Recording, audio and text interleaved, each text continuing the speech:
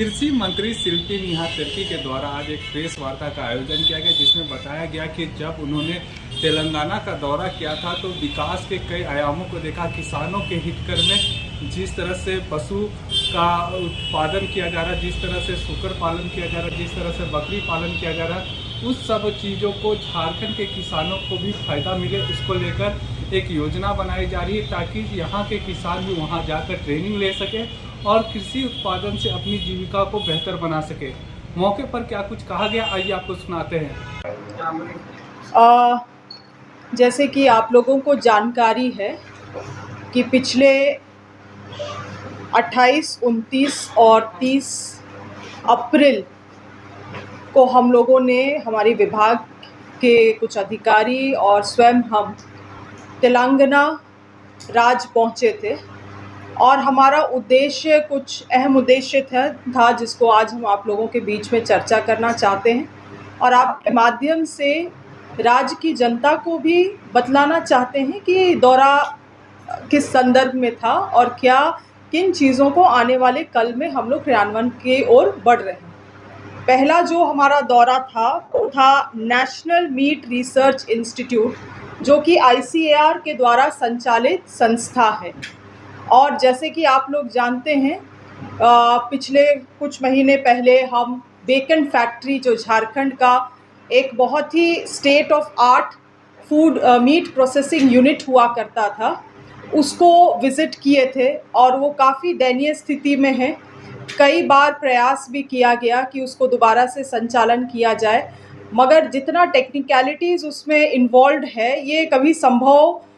हो नहीं पाया। और एक अच्छे सही नॉलेज पार्टनर की तलाश में हम लोग जब हैदराबाद पहुँचे, नेशनल मीट रिसर्च इंस्टीट्यूट, तो देखने को भी मिला कि वो सही संस्था हो सकती है इस यूनिट को रिवाइव करने के लिए। आप लोग जानते ही हैं कि पूरे देश भर में आज के दिन झारखंड में सबसे दूसरे तादाद पे सुकर पाया जाता है। यहाँ पे अधिकतर आदिवासी परिवार जो होते हैं सुकर पालन से भी अपना जीवन यापन करते हैं और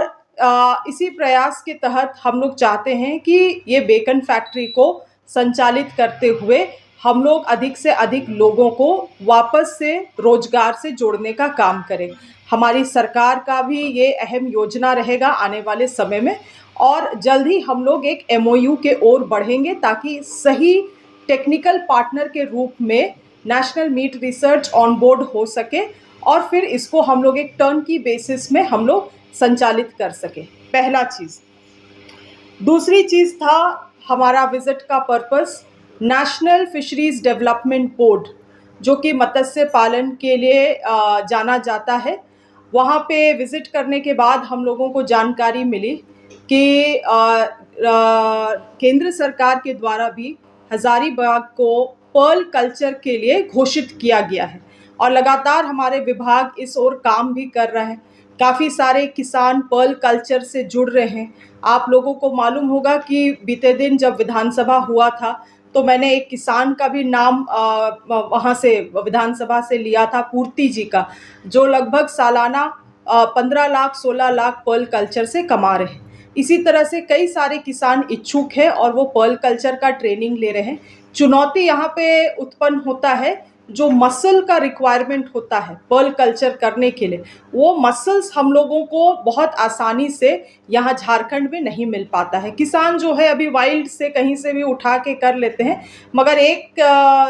समय के बाद ये भी एग्जॉस्ट हो जाएगा, जिसके लिए हम लोग केंद्र सरकार से ये एक प्रयास करना चाहते हैं कि केंद्र सरकार हमें मदद करे कि क्रॉस बॉर्डर कंट्रीज से हम लोग, जहाँ पे मसल्स का अच्छा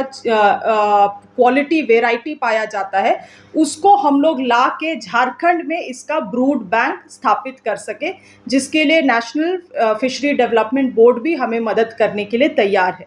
इसके अलावे हम लोगों ने NFDB से बात करके 100 किसान को सीफा, जो कि फिशरी इंस्टीट्यूट है भुवनेश्वर में, लगभग 50 किसान वहाँ और 50 किसान आंध्र प्रदेश भेजने के ट्रेनिंग के लिए भेजने की बात हुई है, ताकि किसानों को नए तरीके तौर हम लोग मत्स्य पालन में ट्रेन कर सके। इसके अलावे हमें अनुभव हुआ कि जो हमारे फिशरी ऑफिसर्स हैं, खास करके ज़िला में, उनकी भी ट्रेनिंग होने की ज़रूरत है। इसीलिए उनको भी आने वाले समय में बैचेस करके 24 जिला के बैचेस करके हम लोग इनको सीफा भेजेंगे, फिशरी ऑफिसर्स को भी, ताकि उनका भी ट्रेनिंग वहाँ हो सके। साथ ही साथ हम लोग मिलेट रिसर्च इंस्टीट्यूट भी वहाँ पे हैदराबाद में पहुँचे और मुख्य रूप से वहाँ बात हुई है कि आप लोग जानते हैं कि झारखंड हमारा 2024 ऑनवर्ड्स मिलेट मिशन चला रहा है, जहाँ हम लोग मिलेट्स उगाने के लिए किसानों को प्रोत्साहन राशि के तौर पे 1 एकड़ में 3,000 रुपया उनको प्रोत्साहन राशि देते हैं। और जिसका नतीजा भी ये हुआ है कि इस बार हमारा मिलेट प्रोडक्शन भी दोगुना हुआ है। अब चुनौती सरकार को आएगी कि अगर किसानों को प्रोत्साहित रखना है मिलेट की ओर, अगर आगे भी हमारा प्रोडक्शन इंक्रीज़ करना है, तो मूल्य संवर्धन में हमें ज़्यादा से ज़्यादा अब फोकस करना होगा। और यही प्रयास के तहत हम लोगों ने मिलेट रिसर्च इंस्टीट्यूट को टेक्निकल पार्टनर के तौर पे इनवाइट भी किया है, उनको झारखंड भी बुलाया है कि आप विज़िट करिए और हमें बताइए कि किस रूप से हम लोग मूल्य संवर्धन मिलेट्स में कर सकते हैं। उनके पास अभी जो उन्होंने रिसर्च किया है, लगभग 40 तरह के चीज़ों को वो कर रहे हैं मिलेट से, और लगभग 500 ऐसे नए कंपनीज़ हैं, स्टार्टअप कंपनीज़, जिसको टेक्निकल पार्टनर के रूप में उन्होंने मदद किया है। तो हमें भी काफ़ी, झारखंड सरकार को भी काफ़ी अपेक्षा है कि वो यहाँ आके बेहतर हमें बता पाएंगे, और इसके लिए हम लोग MOU भी करने के लिए उनके साथ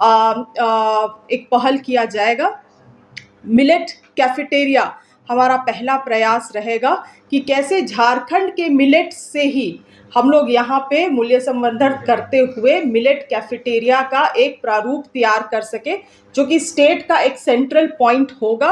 और उसमें एक कैफेटेरिया के ही तहत नहीं, मगर अन्य चीज़ों को भी, मिलेट से जो भी चीज़ें हम बना सकते हैं उसको बना के यहीं के FPOs, यहीं के एंटरप्रेन्योर्स, जो भी झारखंड के हमारे किसान हैं, वहीं उनको ट्रेनिंग देके काम करने के लिए भी प्रोत्साहित किया जाएगा। तो मुख्य रूप से हमारा दौरा का जो उद्देश्य था, यही चीज़ें थी। और हम चाहेंगे कि अधिक से अधिक लोगों को